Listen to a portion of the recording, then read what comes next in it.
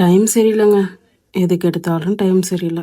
எது பண்ணாலும் ஃபெயிலியர் ஆயிடுச்சா டைம் சரியில்லை. ஜாதகத்தை பார்த்தா கூட உனக்கு அது சரியில்லை, இது சரியில்லை. எத்தனை சரியில்லை கேட்குறது சொல்லுங்க நீங்களே. எனக்கு பிடிச்சதை செய்கிறது கூட நீ இது பண்ணாத, இது பண்ணாமல் நீ வேற ஒன்று பண்ணு, அதுதான் கரெக்டாக இருக்கும் அப்படின்றது. ஜெயிச்சிட்ட பிறகு தான் பேசணும், தோத்துட்டு பேசவே கூடாது. ஏன் வாயே இல்லையே எங்களுக்கெல்லாம். என்னம்மா என்ன பண்ணுற அப்படின்னு கேட்டவங்க இன்னுமாம்மா இங்கே இருக்க அப்படின்னு கேட்குற வழி இருக்குல்ல, அதெல்லாம் வேற மாதிரி. அதே மாதிரி டைமர் வச்சு படிக்கிறது 6 ஹவர்ஸ் படித்தேன் 7 ஹவர்ஸ் படித்தேன் அப்படின்றத விட இன்னைக்கான டாபிக் வந்துட்டு இன்னைக்குள்ள முடிக்கணும் அப்படின்னு சொல்லிட்டு நம்ம எழுதுவோம் பார்த்தீங்களா, அது வந்துட்டு பாசிபிளான ஒரு டிசிஷன் தான். ஆனால் வந்துட்டு நம்ம என்ன பண்ணிடுறோம், அதை அதை இக்னோர் பண்ணிட்டு நம்ம போயிடுறோம்.